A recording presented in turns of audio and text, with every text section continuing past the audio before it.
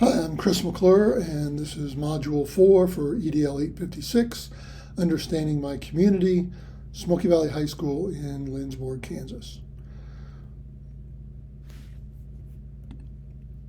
Lindsborg, also known as Little Sweden, was settled in 1869 by Swedish immigrants and continues to celebrate numerous Swedish customs and traditions. Svensk Hyllningsfest is a biannual 3-day festival celebrating Lindsborg's Swedish heritage. People come from all over, including Sweden, for this event. From 1st to 8th grade, all students participate in traditional Swedish dances for this celebration.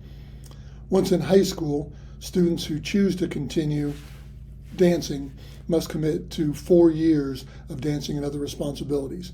And with that, they get a free trip to Sweden at the end of their 4 years. And they also take trips all over the United States to perform New York, Chicago, Dallas. They go quite a few places during those 4 years while they're participating in Swedish dancers. Lindsborg also stages a St. Lucia festival, and Bethany College here in town has performed the Messiah annually during Holy Week since 1882. At Smoky Valley High School, we have a long tradition in excelling in arts and instrumental and vocal music. Fun tradition that we have for our seniors is they parade the halls the first day of their senior year, throw confetti and make a bunch of noise, and then at the end of the year they do another parade, except this time they're in their caps and gowns. And then we also have a tradition of sending off our state qualifiers for athletics. We just get them together in our commons area and announce them and have them walk through to send them off and wish them luck in state. Lindsborg is not very diverse racially, with a population that is 84% white, 11% Hispanic, and 3% black. The median household income is $53,000, while the average value of a single-family home is $135,000, which is fairly high for this area of Kansas. 95% of Lindsborg residents over 24 are high school graduates, and 40% of them have at least a bachelor's degree. 53% of the population is female, with 40% of the gender difference comprised in women over 65. So we have a lot of older residents, mostly older women. Lindsborg is somewhat of a bedroom community, located equidistant between Salina and McPherson off of I-135. The school district and our community hospital and healthcare clinic are Lindsborg's largest individual employers, while 16.2% of the residents work in retail and 15.6% work in manufacturing. Smoky Valley High School communicates with our constituents using Facebook, Twitter, Instagram, and the district website.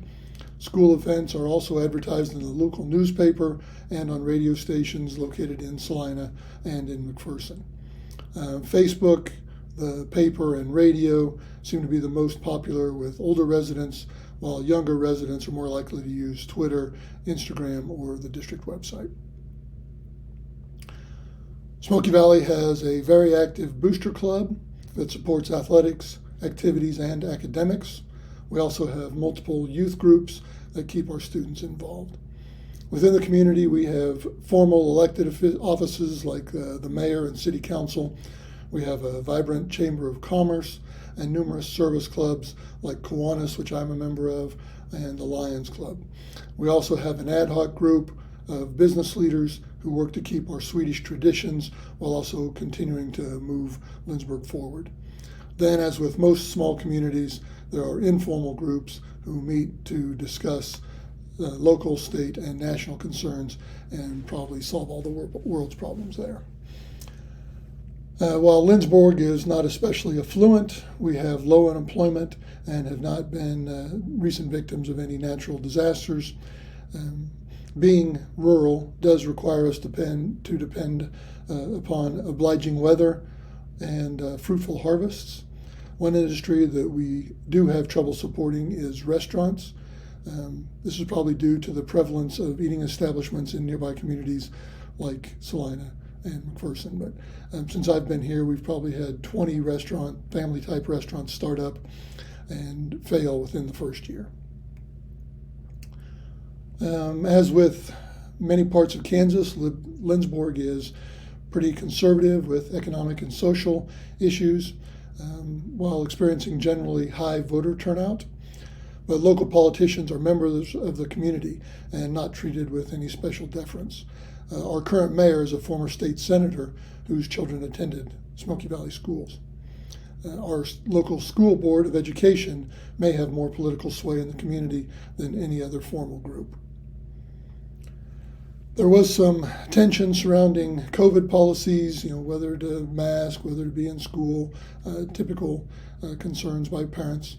And the proposed abortion amendment in the last year, in addition to some racial tensions at Bethany College about 5 years ago, there were some remarks written on one of the sidewalks on the college, and there were some individuals who were letting their feelings known about what they thought was white supremacy. The largest source of tension since I've been here was probably the closing of district schools in Marquette.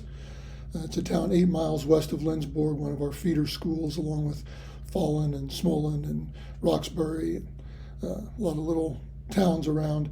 But when the schools were closed, it was kind of a gradual thing. 1988, I believe, is when the high school was closed over there, and they started coming to Smoky Valley. That's when the name was changed from Lindsborg High School to Smoky Valley High School. And then in the 2000s, the middle school students started coming over here. And then, like I say, about 5 years ago, the elementary school was closed. And our superintendent and school board received some death threats over that closure. A majority of the planned community projects over the last 2 decades have been approved and completed. The city has built a skateboarding park, a dog park, numerous low-income and high-income housing projects, and a large daycare facility has just been completed in the last year.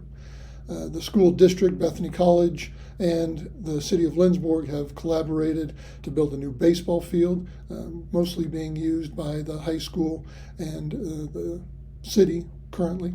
That's because the only previous baseball field was the college field, so it was tough to get on there sometimes.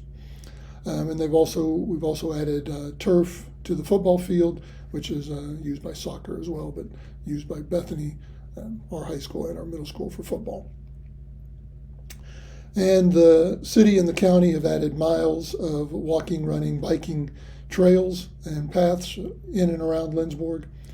And rarely has a community project not been funded or approved. Community members voice their opinions through the newspaper or more often on social media. We also have a good deal of community involvement in school issues, which are generally exercised at school board meetings. I would say we have a tremendous amount of local opinion presented at school board meetings.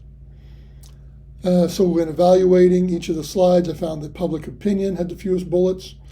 While we could, as a district, use surveys or other methods to pursue public opinion, we do frequently involve community members in the day-to-day of the school and student learning, and we give residents ample opportunity to voice their concerns.